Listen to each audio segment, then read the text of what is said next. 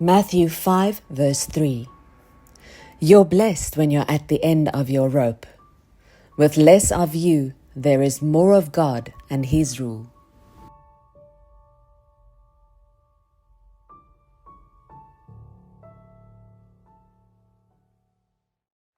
Goeiemôre, dit is baie lekker om saam met jou te wees vandag.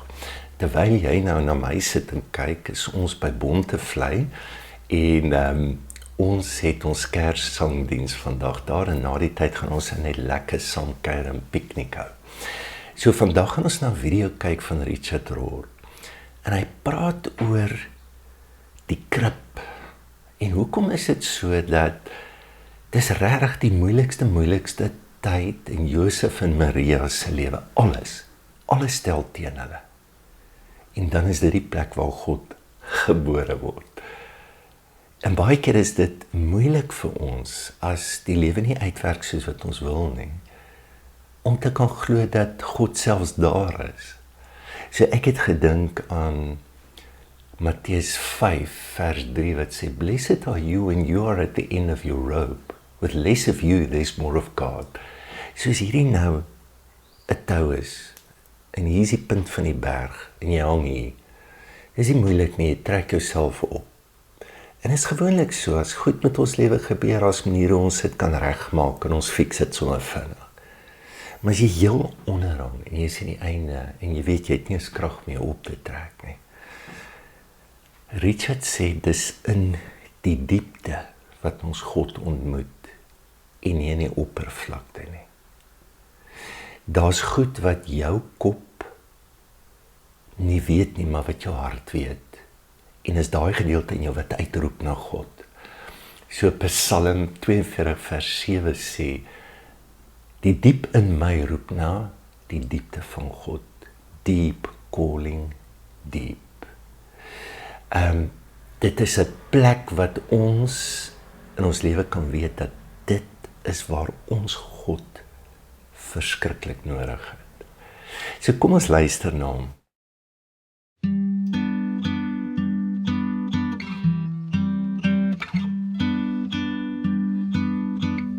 What do you think about when you just think about the story and you set yourself into like the manger and the way that he came, you know, and interaction with Mary? Thanks for making it so specific. They just heard what you said, huh? Yeah, good. Okay.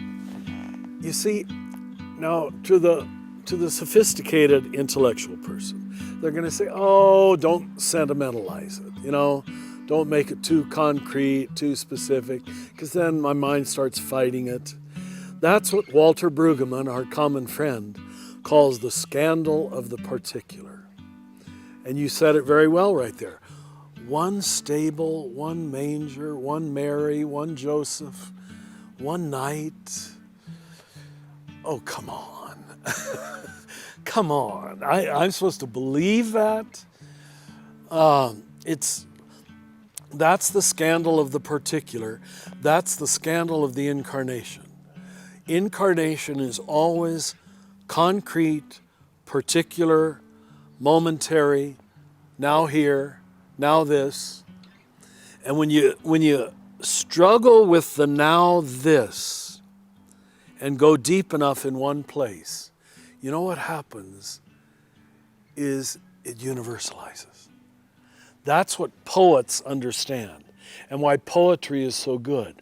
A good poet tries to lead you into universal experience by leading you into the shocked, concrete experience of one flower, one frog, one dog, one tree, one rooster. Yeah, one rooster.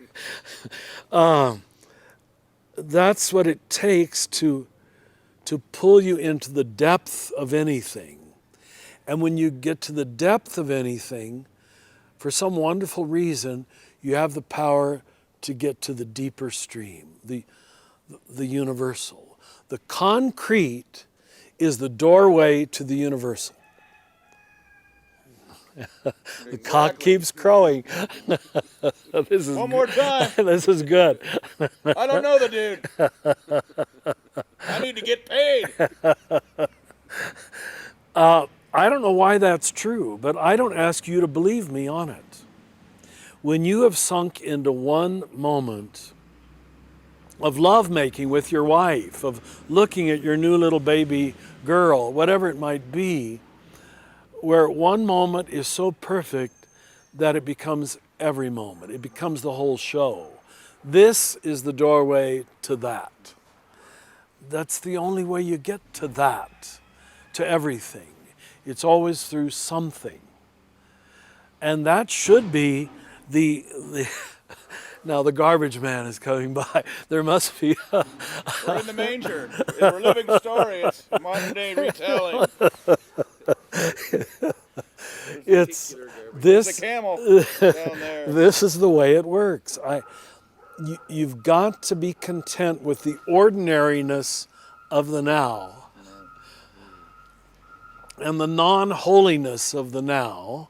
The garbage truck is now backing up, all right, and taking away our garbage.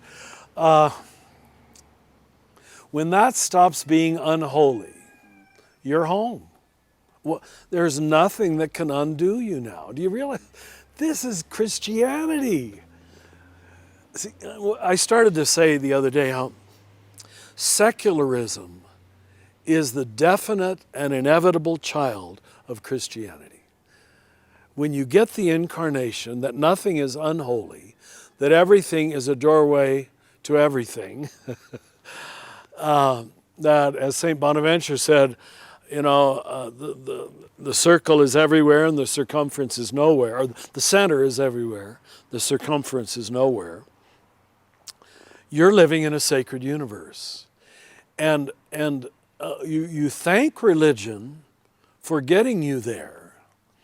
You thank religion for being the entranceway to attune you to the holy, the sacred, the beloved nature of God and the beloved nature of my soul.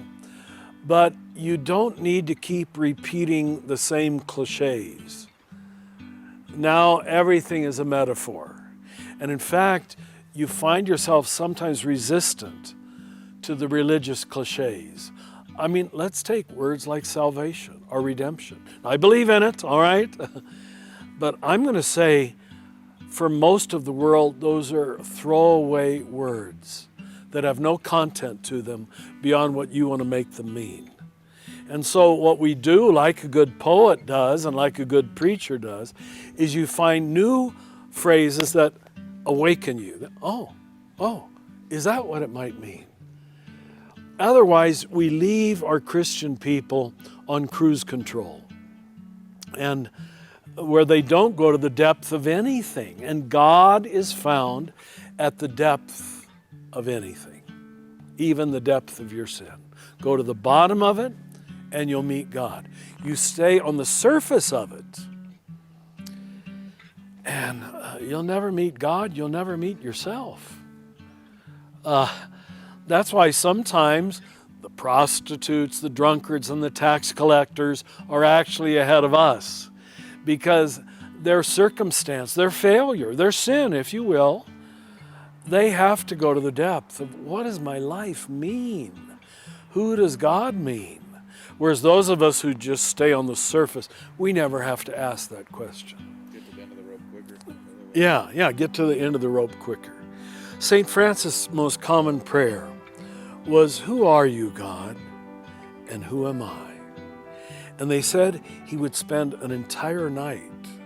I don't know who knows that. Were they there the whole night? But maybe he told someone he'd spend a whole night just saying that over and over. Who are you, God?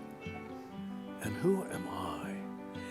And I think it was, who was it? Baron von Hugel, the great studier of the mystics.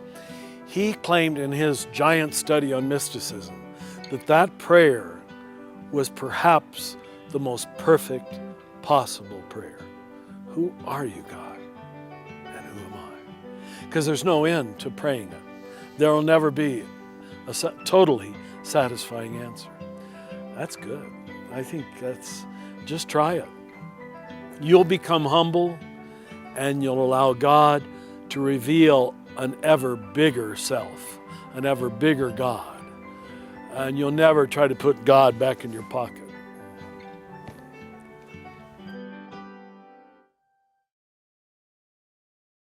Baie dankie vir die saamwees vandag en baie dankie ook vir julle ondersteuning reg deur die jaar en wat dit moontlik maak dat ons kan doen by InVia wat ons droom.